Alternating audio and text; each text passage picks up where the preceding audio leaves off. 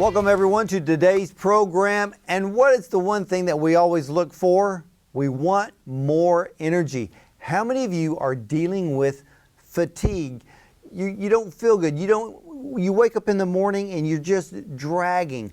What if there was something out there that would help you feel better, stronger, and mentally ready for the day? Well, we have the answer for you here on the program, and I have Terry Limmer on with me today. Many of you are sending in so many great comments about Terry being on the show, and I want to thank you for that. And Terry, I enjoy you always being on the show because I get to learn more, and again, I get to be a student again. And you know what? I have a lot of energy. I feel fantastic. So I know exactly what you're talking about. Well, what is this incredible remedy to help boost our energy levels? But when our energy levels are boosted, we just feel good all over from body, mind, and spirit. The oldest adaptogen in the world. And what is that? Red ginseng.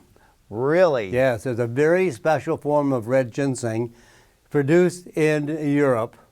There are very good studies on it, on how it can actually give you more energy. But there's always bonuses with natural products, herbal products, because they contain a wealth of molecules. You know, a drug is only one molecule. Yeah. So it only affects one pathway. They have to target that pathway. But natural ingredients contain hundreds, if not thousands, of molecules. That's why it does so many different things that even sometimes doctors will say, oh, come on, it can't do that and that and that and that and that. Yes, it does. Because all those different molecules work on a variety of pathways in the body. And red ginseng not only increases energy levels substantially, but it clarifies the mind. It helps you to focus and concentrate better. It improves your learning skills. You prevent making errors. It just clarifies your mind, opens up your mind, and you have, in fact, improves short-term memory loss.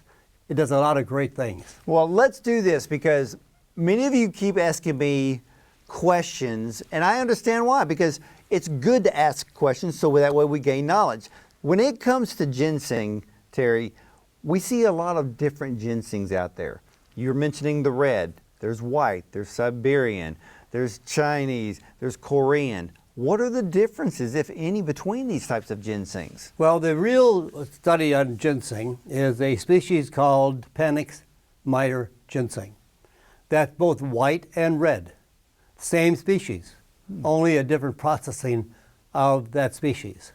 So all Panax ginseng is white. And it grows, in fact, it should grow at least 4 to 6 years because that's the only amount of time that you can require all these active compounds called gessenosides.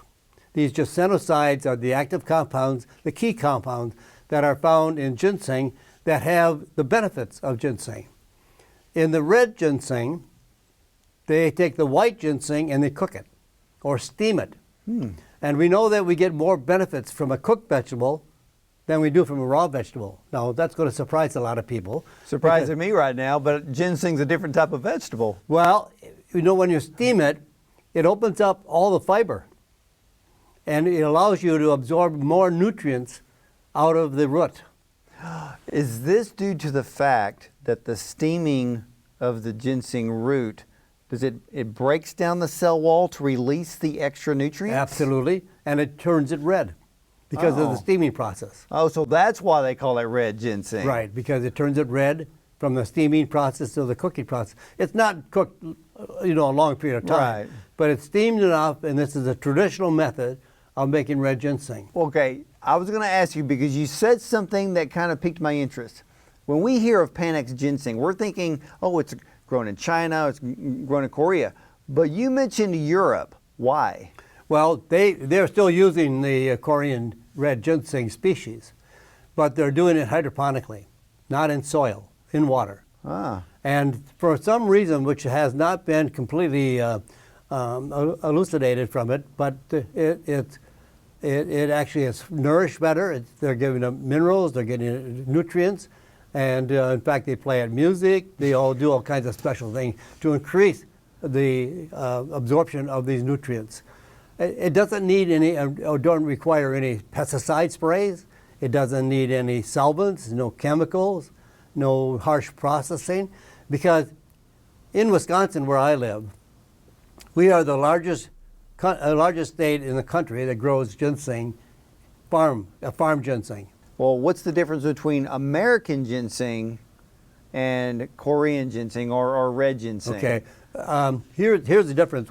They're all Panax ginseng. Okay. The American ginseng is a different species altogether. Oh, okay.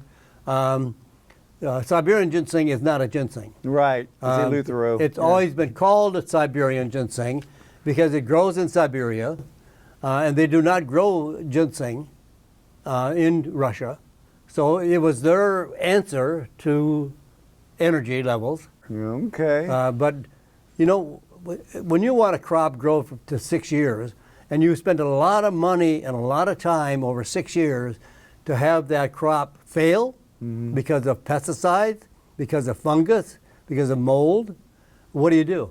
You spray it every year with pesticides and herbicides. And ladies and gentlemen, I've taken ginseng for years, but this red ginseng, HRG80, is absolutely fantastic. You talk about, as Terry said about the adaptogenic properties of this, we're talking about protecting yourself against mental stress, environmental stress, physical stress. We're going to have stress, but we can bring those levels down to make ourselves feel better.